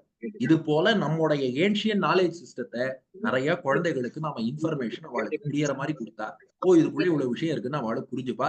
மத்தவாளை அன்மியூட் பண்ணுவா. ஏன்னா உபன்யாசம் நடந்துட்டு இருக்கும்போது இப்பவே மியூட் பண்ண எப்படி, அதனால அன்மியூட் பண்ண எப்படி, அதனால பேசி முடிச்சதுக்கு அப்புறம் உங்களுக்கு கேள்விக்கு வாய்ப்பு வரும்போது நீங்க அன்மியூட் பண்ணிக்கலாம். இந்த இன்ஃபர்மேஷனையும் சேர்த்து கொடுத்துறோம். இது நம்பர் 3. நம்பர் 4, இது ரொம்ப முக்கியம், இன்டகிரேஷன்.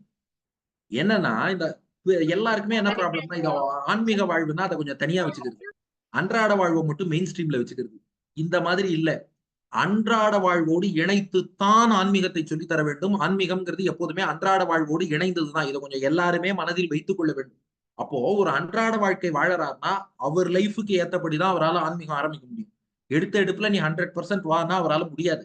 அப்ப நாமும் என்ன பண்ணணும், ஒருத்தர் 20% இப்போ ஒரு அனுஷ்டானம் சம்பிரதாயத்தை பின்பற்ற ஆரம்பிச்சிருக்காருன்னா, ஆஹா 20% ஃபாலோ பண்ணியேன்னு பாராட்டினா ஓகே. நீங்க நிறைய பேர் என்ன பண்ணிடுறா, என்னடா வெறும் 20% தான் ஃபாலோ பண்ற, இன்னும் 80% இருக்கு தெரியுமா, அதை நீ பண்ணல தெரியுமா அப்படின்னு அவரை கிரிட்டிசைஸ் பண்றதுன்னு ஆரம்பிச்சா, நம்ம 20 பேர் வழி இருக்காரு, இப்பதான் 20 ஆரம்பிச்சார், ஓ இன்னும் 80 இருக்கா பயந்துருவார். ஒரு உதாரணம் சொல்றேனே, என் நண்பரே ஒருத்தர் அழகா திருமணத்துக்கு வந்தார். ஆஹா இன்னைக்காவது நீ திருமணத்துக்கு வந்தப்பா சந்தோஷம்னு அவரை என்கரேஜ் பண்ணா நாளைக்கு அது டெவலப் ஆகும். அவரை பிடிச்சி ஒரு திருமணம் போருமா, 12 திருமணம் தெரியுமா, மிச்ச 11 எங்க போச்சு தெரியுமா, இதெல்லாம் பிரயோஜனம் உண்டானா, ஓஹோ அப்போ ஒண்ணு இட்டுண்டா பிரயோஜனம் இல்லையா, இட்டுண்ட ஒன்னையும் அவர் விட்டுருவார். இதுதான் பெரிய ப்ராப்ளம். ஒருத்தர் இருந்து கோவிலுக்கு வரேன்னு வந்தாருன்னா அவர் உன் தலையில சிகை இருக்கா, நீ கச்சம் கட்டிட்டியா, அதை பண்ணிட்டியான்னா, முதல்ல அவர் இருக்கும் நிலையில் இருந்து அவரால எவ்வளவு வர முடியுமோ அது 10%ஓ 20%ஓ அவர் வரட்டும். வந்தவரை அந்த அளவுக்கு என்கரேஜ் பண்ணுவோமே. நமக்கு மெயின் ப்ராப்ளமே என்னன்னா, அந்த 20%யோ 30%யோ என்கரேஜே பண்றது இல்ல. 60% எங்க போச்சு, 70% எங்க நமக்கு இந்த எக்ஸாம்ல கேள்வி கேட்டே பழக்கம். 99 மார்க் பையன் வாங்கிட்டு வந்தா அந்த 1 மார்க் எங்க போச்சுன்னு கேள்வி கேட்கிற மாதிரி, இது எங்க போச்சு, அது எங்க போச்சுன்னு கேட்டுட்டே இருந்தா அவளுக்கு பண்றதையும் விட்டுருவா. சரி ஒரு பையன் டிஷர்ட் போட்டு உட்கார்ந்தாலும் நெத்தியில திருமணம் இருக்காரோ இல்லையோ, அதை நம்ம முதல்ல அப்ரிஷியேட் பண்ணுவோம். பின்னாடியே அவர் சொரூபத்தோட உட்காருனா உட்கார்ந்துட்டு போறாரு. அந்த மாதிரி நாம அன்றாட லைஃபோட கொஞ்சம் அவளுக்கு அப்படியே ஆன்மீகத்தை சேர்க்க ஆரம்பிச்சாதான் வரும். இந்த அடியன் எதுவும் உற்சாகப்படுத்துறதுக்கு மட்டும் சொல்றேன்னு இல்ல, இந்த ராமானுஜர் காட்டின வழி. ராமானுஜர் கீதா பாஷ்யத்துல பாருங்க, 1000 வருஷம் முன்னாடி ராமானுஜர் எவ்வளவு கிரேட்னு. பகவத்கீதையில 9வது அத்தியாயத்தோட நிறைவு ஸ்லோகம், மன்மனா பவ மத்பக்தோ மத்யாஜி மாம் நமஸ்குரு மாமே வைஷ்யசி யுக்வைவம் ஆத்மானம் மத்பராயணகான்னு நீங்க எஸ்டிடி பாடசாலா சிருஷ்டி டீடைல்ஸ் எல்லாம் நீங்க நிறைய இது கேட்டிருப்பேன். இதுக்கு ராமானுஜர் என்ன பாஷ்யம் பண்றார்? பகவானுக்கு செய்யும் திருவாராதனம்னா ஆத்துல பண்ற பூஜையை மட்டும் திருவாராதனம்னு ராமானுஜர் சொல்லவில்லை. அக்கா திருவாராதனம் பண்ண வேண்டாமான்னு கேட்காதீங்க, அது பண்ணணும். அத்தோடு ராமானுஜர் சேகரார் ததேவம் லௌகிகானி ஷரீர தாரணார்த்தானி வைதிகானி ச நித்திய நைமித்திகானி கர்மாணி மதர்ப்பணம் குருவன்னு ராமானுஜருடைய பாஷ்ய கீதா பாஷ்யத்துல இருக்க ஸ்டேட்மெண்ட் வேணா சேவிச்சு பாருங்க. என்ன சொல்றார்? பெருமாளுக்கு செய்யற திருவாராதனை என்ன தெரியுமா? வைதிகமா கார்த்தால எழுந்து நீராடி சந்தியாவந்தனம் இதெல்லாம் பண்றது இல்லையா? இந்த அனுஷ்டானமும் திருவாராதனத்துலதான் சேருவோம். அது மட்டும் இல்ல, லௌகிகானி ஷரீர தாரணார்த்தானி லௌகிகமா வாழ்வுக்காக பணம் சம்பாதிக்கிறதுக்காக ஒரு வேலைக்கு போற பாருங்க, அதுவும் பெருமாளுக்கு திருவாராதனத்தில் சேரும். அது எப்படிப்பா சேரும்னு கேட்டோம். ராமானுஜர் சொல்றார், அந்த வேலையும் தர்மத்துக்கு உட்பட்டு நியாயத்துக்கு பயந்து பகவானுக்கு செய்யும் பூஜை என்ற எண்ணத்தோடு அதனால் கிடைக்கும் லௌகிக பலன்ல கண்ணு வைக்காமல் இதை நான் ஸ்ரத்தையா பெருமாளுக்கு கைங்கரியமா அவன் உகப்புக்கு செய்யறேன்னு நினைச்சிட்டு அதனால் வரக்கூடிய பொருளையும் பெருமாளோட கைங்கரியத்துக்கு ஒருத்தன் ஈடுபடுத்தினான்னா அவன் பாக்குற லௌகிக வேலையே ஒரு திருவாராதனம். அதனால குழந்தைகளுக்கு அன்றாட வாழ்வில் ஆன்மீகத்தை இணைக்க சொல்லணும். நாளைக்கு ஒரு எக்ஸாமுக்கு படிக்கிறான்னாலும் அவன்கிட்ட நாம என்ன சொல்லணும்னா, நீ இந்த எக்ஸாம் எழுதும் போதும் பெருமாள் சந்தோஷப்படணும்னு நினைச்சு எழுது. அப்போ அன்னசரியா காப்பி அடிக்க மாட்டான், மற்றவாளை காப்பி அடிக்க என்கரேஜ் பண்ண மாட்டான், அதுவும் திருவாராதனம் ஆயிடுறது. ஸ்ரத்தையோடையும் எழுதுவான், அதே சமயம் எக்ஸாம்லயும் நல்ல மார்க் கிடைக்கும், பக்தியும் தானா வளரும். இதுதான் ராமானுஜர் 1000 வருஷம் முன்னாடி அன்றாட வாழ்க்கையில ஆன்மீகத்தை இன்டகிரேட் பண்ணிக்கோன்னு காமிச்சார். இதை நாம எல்லாரும் பண்ணணும். ஏன்னா இது சாந்தோக்கிய உபநிஷத் சொல்றது. இந்த உலகத்தை நாம எப்படி பார்க்கணும்னா, ஐத்ததாத்மியம் இதம் சர்வம் தத் சத்தியம் ச ஆத்மா. இந்த உலகத்தை பார்க்கும்போது பகவானுக்கு சரீரம்னு பார்க்கணும், பகவானை பார்க்கும்போது உலகத்துக்கு ஆத்மான்னு பார்க்கணும். இவ்வளவு நேரம் நான் தானே பேசினேன், திடீர்னு சரீரம் ஆத்மா எது ஏதோ சொல்றீங்க. சிம்பிள்.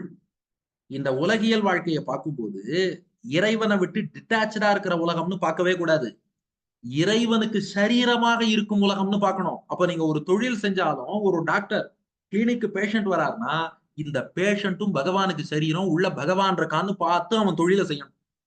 அப்ப அன்றாட வாழ்க்கையில எந்த ஒரு அவன் கிளினிக்க பார்த்தாலும் கிளினிக்குள்ளேயும் பகவான் இருக்கார். கோவிலுக்குள்ள இருக்கிற பெருமாள் என் கிளினிக்குள்ள இருக்காரா இல்லையா?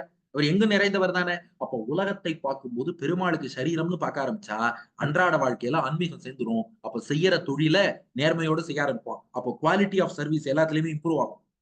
பகவானை பார்க்கும்போது எப்படி பார்க்கணுமா? தத் சத்தியம் ச ஆத்மா. இந்த உலகத்துக்கெல்லாம் உயிராக இருப்பவன். அப்போ பெருமாளையும் டிட்டாச் பண்ணிடக்கூடாது.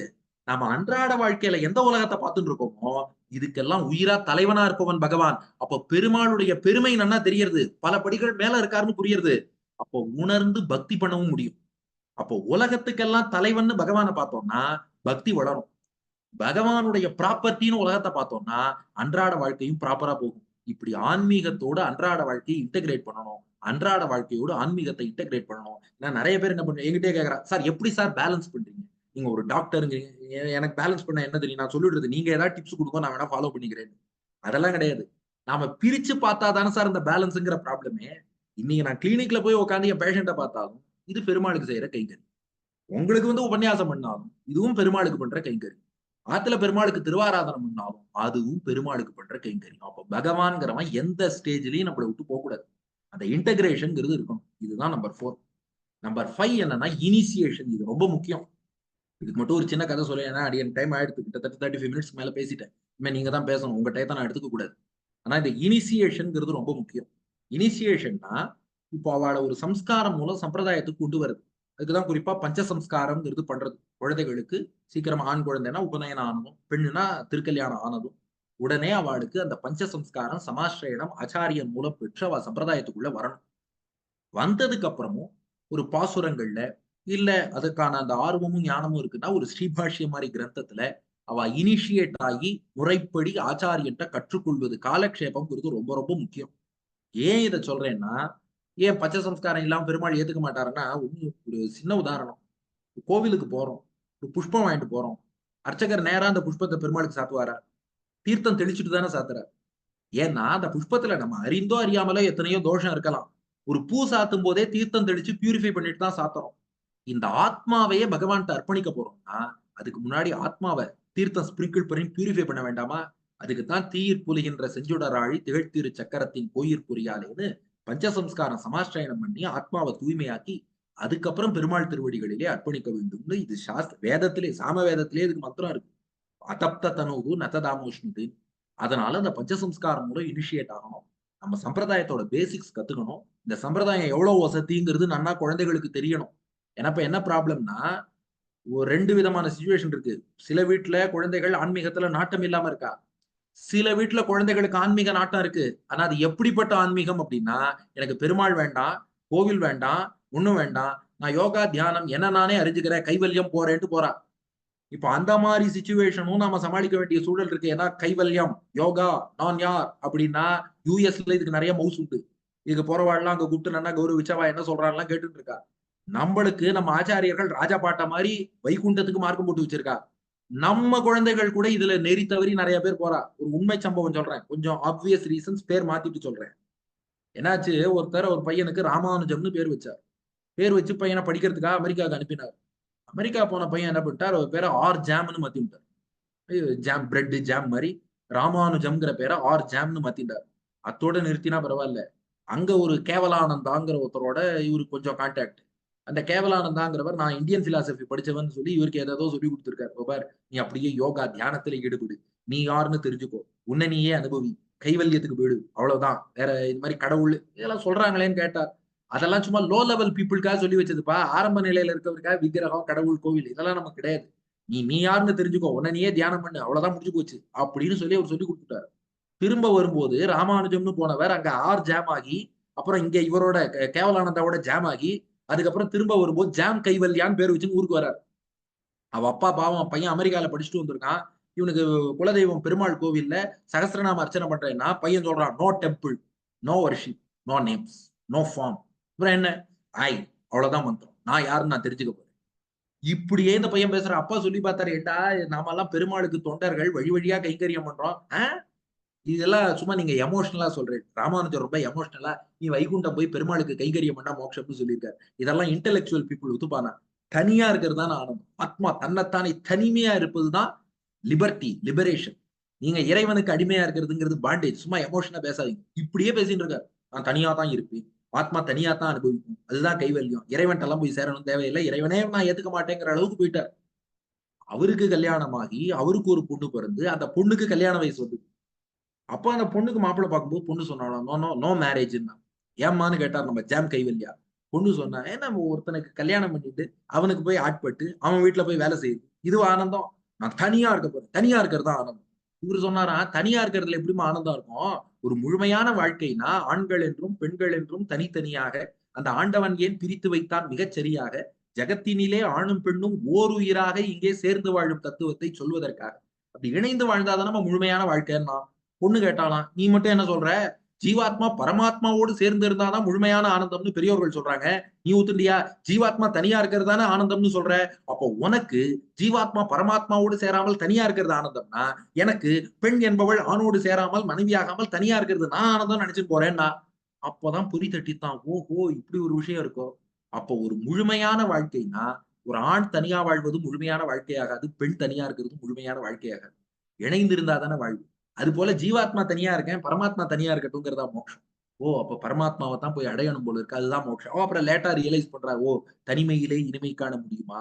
அப்பதான் புரியுது, பனிமலையில் தவம் இருக்கும் மாமுனியும் குடி படையுடனே பவனி வரும் காவலரும் கவிதையிலே நிலைமலர்க்கும் பாவலரும் இந்த அவனியெல்லாம் போற்றும் ஆண்டவனாலும் தனிமையிலே இனிமை காண முடியாது. பகவானுக்கும் ஜீவாத்மா வந்தாதான் ஆனந்தம், ஜீவாத்மாவுக்கும் பகவானை போய் அடைவதுதான் ஆனந்தம். ஓஹோ நாம இப்படி வாழ்ந்துட்டோமே பின்னாடி ரியலைஸ் பண்ணி ஆச்சாரியன்ட்ட பஞ்சசம்ஸ்காரம் பெற்று அதுக்கப்புறம் வைகுண்டத்துக்கு செல்லும் நாளை எதிர்நோக்கி பூமியில கைங்கரியம் பண்ணி காத்துட்டு இருக்காராம். எதுக்கு இந்த கதை சொல்றேன்னா, இப்படி நிறைய பேர் என்ன பண்றா, நீ யாருன்னு தெரிஞ்சுக்கோ, நீயே எல்லாம், அதுக்கு மேல இறைவன், இந்த மாதிரி அவ பேசிடுறா. அப்போ குழந்தைகளுக்கு இந்த சம்பிரதாயத்துல நாம் அடைய வேண்டிய லட்சியம் என்ன? வைகுண்டம் போய் பகவானை அடைந்து கைங்கரியம் பண்றதுங்கிறதுதான் நம்ம சுரூபத்துக்கு ஏற்றது.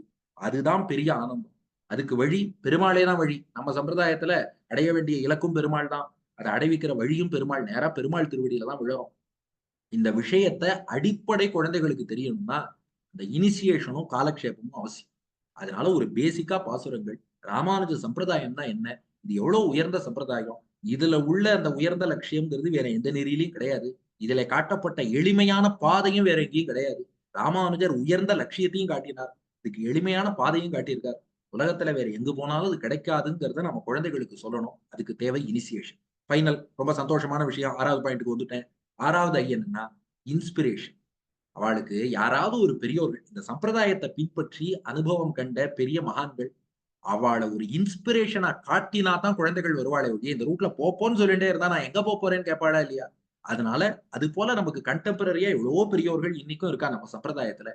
குழந்தைகள் அவசியம் அந்த ஆச்சாரியர்கள், பெரியோர்கள்ட்ட அழைச்சுன்னு போய் அவள சேவிக்க வச்சு, "இதோ பாருப்பா இத பின்பற்றினா இவ இன்னைக்கு இந்த நிலைமையில இருக்கான்னு" இன்ஸ்பிரேஷன் காட்டுறது தான் வசதி. ஏன்னா அடியேன் இன்னைக்கும் அடியனுடைய ஸ்ரீபாஷ்யாதி ஆச்சாரியன் டாக்டர் சிவவே கருணாகராச்சார சுவாமிய தான் இன்ஸ்பிரேஷனா சொல்லுவேன்.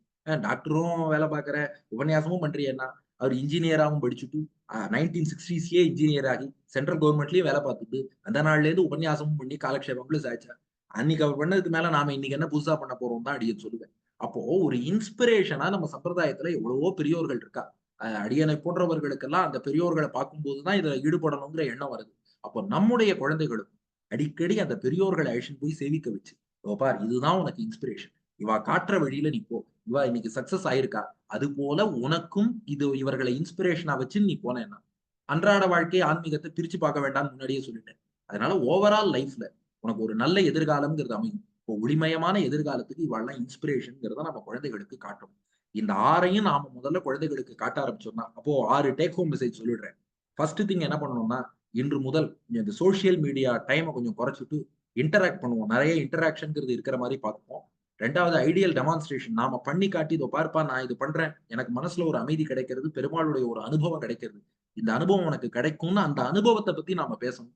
Number 3 information. நம்ம சம்பிரதாயங்களுடைய பெருமைகள், இதெல்லாம் எவ்வளவு விஷயம் இருக்கு. குறிப்பா சயின்டிஃபிக்கா நீங்க பேசிக்ஸ் சொல்லுங்க வேண்டாம்னு சொல்லல. ஆனா ஸ்ரத்த தான் முக்கியம். சயின்ஸ்ன்னு சொல்லி ஸ்ரத்தைய குறைச்சுடுறோம். அந்த மாரி இல்லாம பார்த்துக்கணும்.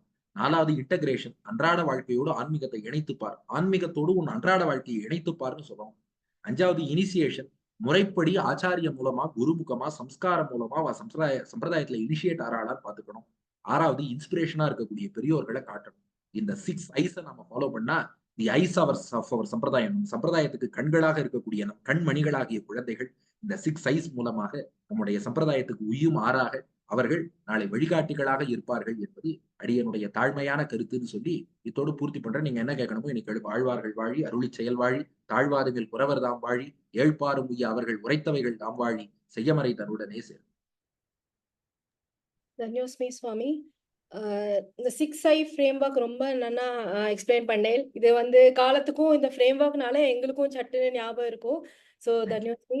மேற்கொண்டு ஸ்ரீவித்யா நீங்க மீதி இனிஷியேட்டிவ்ஸ் ஆஃப் சிருஷ்டி டேல்ஸ் பத்தி சொல்லுங்க.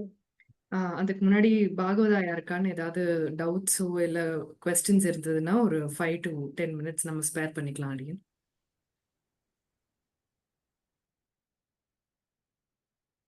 அடியேன் சுவாமி, எஸ் ப்ளீஸ் கோ ஹெட். உங்ககிட்ட நேரடியா பேச முடியறது பெரிய பாக்கியம். Thank you. என்னவோ நீங்க ஸ்ட்ரெயிட்டா கொஸ்டின் வந்துரும்.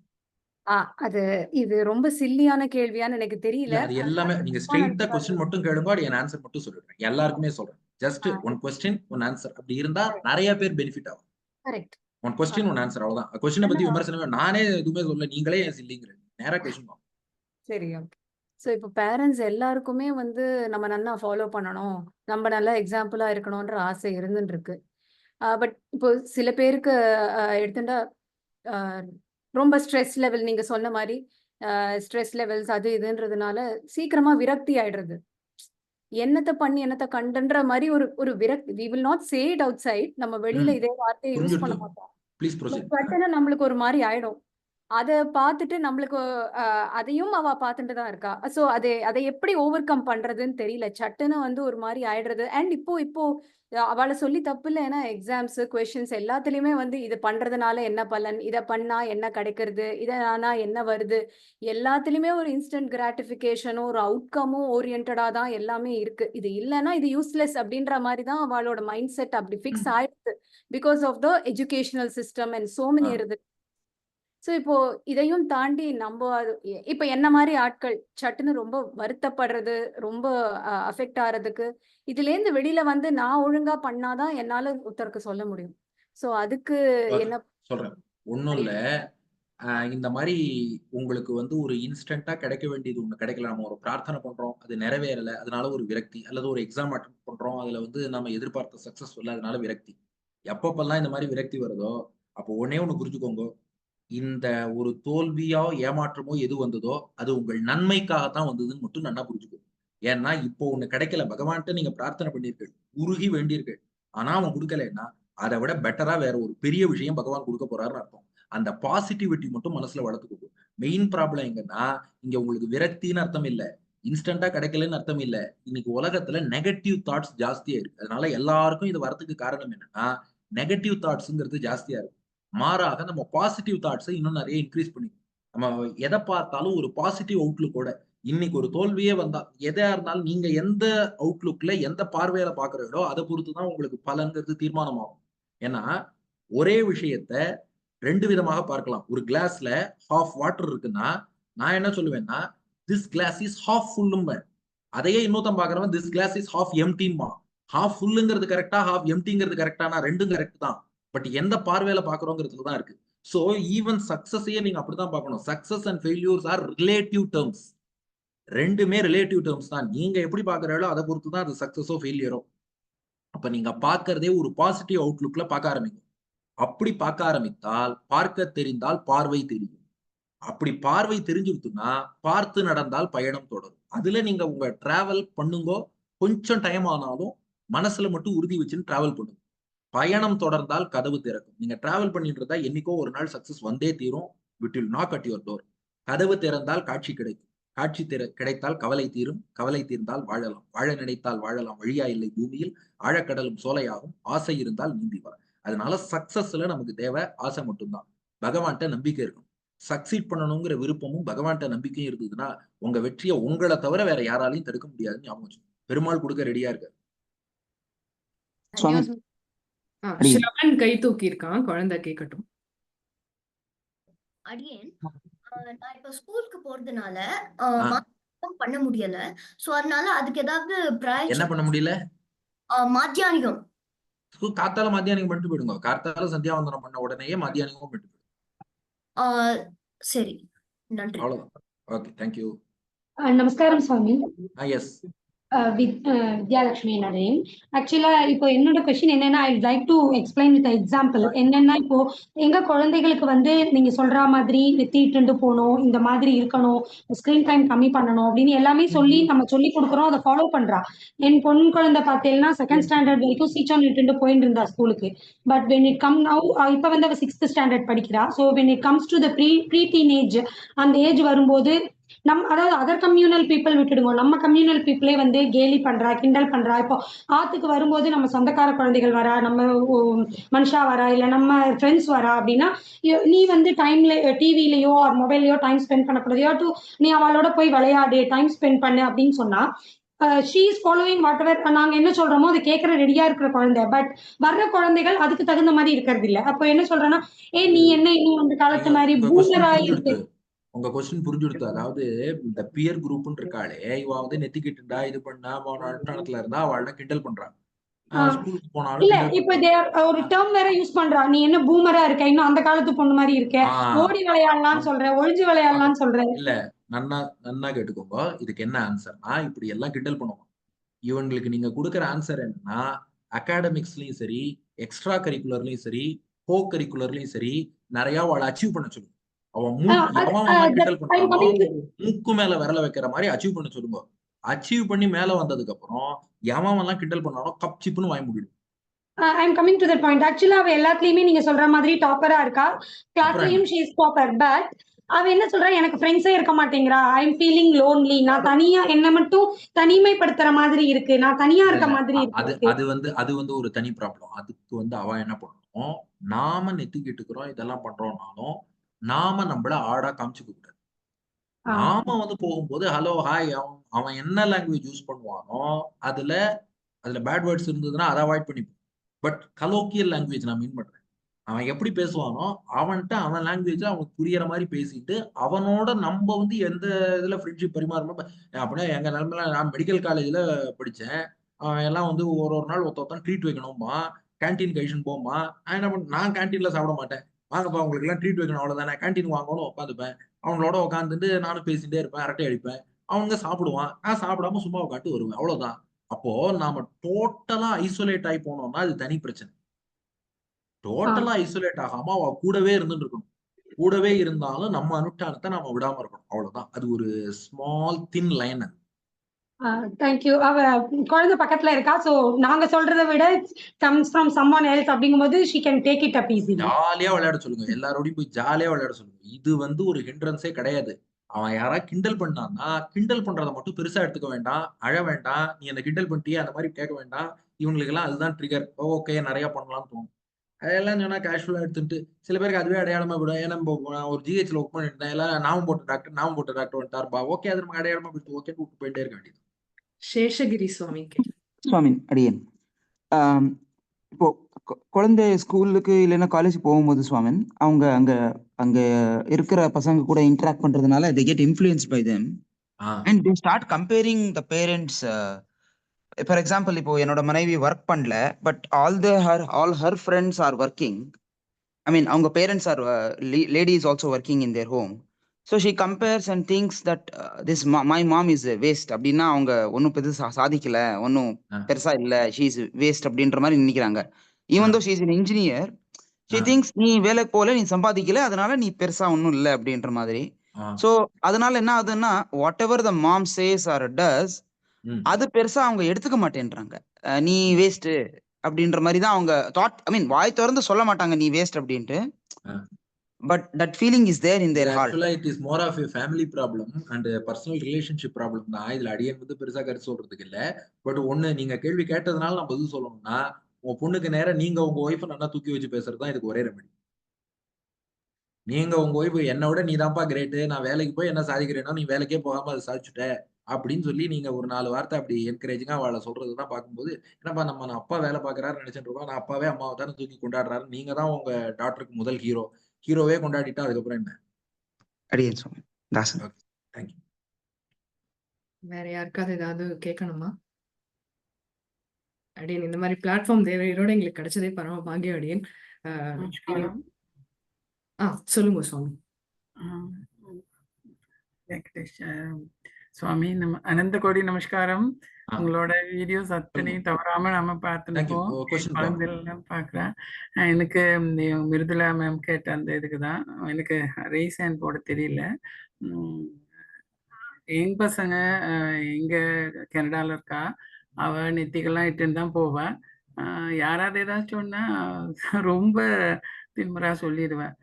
Mind your own business is my culture my tradition, நான் போட்டுக்கிறேன். அவ்வளோ அக்ரெசிவாவும் போயிடக்கூடாது. இல்ல அதான் உங்கள்ட்ட கேக்குறதுக்கு, அதுதான் கேக்குறதுக்கு. அவ்வளவு அக்ரெசிவா போனா அப்புறம் அவ்வளோ குற்றம் பார்க்கின் சுற்றம் இல்லை மாதிரி ஆயிடும். அதனால அதெல்லாம் ஜாலியா எடுத்து ஆமா பாரு அப்படிதான்ப்பா, ஹலோ ஓகே ஓகே நெக்ஸ்ட் அப்படின்ட்டு போயிட்டே இருக்கணும், ஜாலியா இருக்கும். ஸ்கூல்ல என்ன ஜாலியா இருக்கிற பீரியட். இப்பதான் இவெல்லாம் சொல்றா, நாங்கெல்லாம் ஸ்கூல் படிக்கும்போது ஜாலியா எல்லாத்தையும் எடுத்துட்டு போவோம். இப்பதான் எதுக்கு எடுத்தாலும் உடனே டென்ஷன் ஆறோம், அதாரம் இதாரோங்கிறான். எல்லாத்தையும் ஸ்கூல்ல ஜாலியா. இது இல்லைன்னா இன்னொன்னு வச்சு கிண்டல் பண்ணுவான், சப்ப மூக்கும்பான், கிளி மூக்கும்பான், ஒன்றரை கண்ணும்பான். வேற இதுவா வேணும். திருமணங்கிறது ஒண்ணு இருக்குன்னா ஏதோ அத்தோட கிண்டல் பண்றதை விட்டானு சந்தோஷப்பட்டுக்க வேண்டியதான். ஓகே, அத என்ன குழந்தைகளுக்கு என்ன சொல்லணும் அததான் நான் உங்கள்ட்ட கேக்குறேன். நாங்களே எவ்வளவு சொல்லி ஸ்கூல்ல எல்லாரும் கிண்டல் பண்ணுவா, கிண்டல் பண்ணாதான் அது ஸ்கூல் காலேஜ். நீங்க யாரும் கிண்டல் பண்ணாம ஸ்கூலையோ காலேஜையோ கடந்து வர முடியாது. It is the fact. உங்களுக்கு பிடிச்சிருக்கோ பிடிக்கலையோ அதுதான் ஃபேக்ட். அதனால ராதர் தான் நான் திருமணத்துக்கு கிண்டல் பண்றான், திருமணத்துக்காக போனா கிண்டல் பண்ண மாட்டான்னு இல்ல, திருமணத்துக்காக போனா சப்ப மூக்கும்பா, பாடி ஷேமிங் பண்ணுவான், வேற ஏதோ ஒண்ணு பண்ணுவான். அதுக்கு ஏதோ இதையும் பெருமாளே சேர்த்து வாங்கிக்கிறாருன்னு ஜாலியா எடுத்து போச்சு. கடைசி கேள்வி வேதாந்த தேசிகன் அவ குழந்தையோ பாவோ கேட்கலாம். ஸ்வாமி தாசன், ஸ்வாமி தாசன் சன்னியான சின்ன விஞ்ஞாபனம். இந்த காமோ கார்ஷீன் மன்னுர கார்ஷீத் சொல்றோம் இல்லையா, சொல்லுங்க. அதுல இந்த இது எக்ஸாம்பிள் புதுசா மாத்திக்கிச்சே வாத்தியார் பிரிண்டட்ல காமோ கார்ஷீத்னு கொடுக்குறாரு. எது கரெக்ட்? காமோ கார்ஷீன் கரெக்டா? காமஹா அகார்ஷி, காமஹா அகார்ஷீத், மன்யுஹு அகார்ஷீத் பிரிச்சு எழுதினா அப்படி வரும். சேர்த்து எழுதும்போது காமோகார் ஷீத்து பிளஸ் மா சேரும்போது காமோகார் ஷீன் மன்யூரகார் ஷீத்துன்னு ஆயிடும். அதுக்கு சான்ஸ்கிரிட் கிராமர்னால வருது. நீங்க சேர்த்து சேவிக்கிறதுனா சேர்த்தும் சேவிக்கலாம், பிரிச்சு சேவிச்சா பிரிச்சும் சேவிக்கலாம். இல்ல அது கேட்கல. அதாவது சன்யாவன புக்ல ஒரு மாதிரி கொடுத்துருக்கு, வாத்தியார் பிரிண்ட் அவுட் ஒரு மாதிரி கொடுத்து, அது கேட்டேன் நான். அதுதான் சொல்றேன், ஒருத்தர் சேர்த்து போட்டிருக்கா, ஒருத்தர் பிரிச்சு போட்டிருக்கா, அவ்வளவுதான். ரெண்டும் ஒண்ணுதான். ஓகே, சந்தோஷம் சந்தோஷம். ஹவு டு இன்க்ரீஸ் ஸ்ரத்தான்னு ஒருத்தர் கேட்டிருக்கார். மகாலட்சுமி தாயாருக்கு தான் ஸ்ரத்தா தேவின்னு திருநாமம். அதனால தாயாரை எப்போதும் சேவிச்சுட்டே இருக்க சொல்லுங்கோ, மகாலட்சுமியை தியானம் பண்ண சொல்லுங்கோ, ராமானுஜரை நினைக்க சொல்லுங்கோ. அதுதான் ஸ்ரத்தா. ராமானுஜருக்கு இல்லாத ஸ்ரத்தையா? ஒருத்தர் எதிர்த்து ராமானுஜரை எதிர்த்து வாதம் பண்ண வந்தார். நான் தோத்து போயிட்டா நான் உன் சம்பிரதாயத்துக்கு வரேன், நீ தோத்தா என் சம்பிரதாயத்துக்கு வரியான்னார். ராமானுஜர் சொன்னார், நான் தோத்தாலும் உன் சம்பிரதாயத்துக்கு வரமாட்டேன், நான் இனி சமய நூல்களை பிரச்சாரம் பண்ண மாட்டேன். ஏன்பான்னு கேட்டார். ராமானுஜர் சொன்னாரா, நான் ஒருத்தன் தோத்ததுனால என் சம்பிரதாயம் தப்புன்னு அர்த்தம் இல்லை, எங்க ஆச்சாரியர்கள் சரியாத்தான் சொல்லியிருப்பா. நான் தோத்து போனேன்னா நான் அதை ஒழுங்கா புரிஞ்சுக்கலன்னு அர்த்தம். ஒழுங்கா புரிஞ்சுக்காத நான் தான் இனி பிரச்சாரம் பண்ணக்கூடாதே ஒழிய நான் சம்பிரதாயத்தை விட்டு வரமாட்டேன்னார். அது போல நம்ம ஆச்சாரியர்கள் சொன்னது சத்தியம்னு ராமானுஜரை போல நம்பணும். அனுகிரகம் தாயார் பண்ணணும். ரொம்ப சந்தோஷம் அடியேன். இந்த பாலவைணவன் அப்படிங்கிற இந்த இனிஷியேட்டிவை நாங்க கிட்டத்தட்ட 4வது வருஷமா நாங்க நடத்திட்டு வரோம்.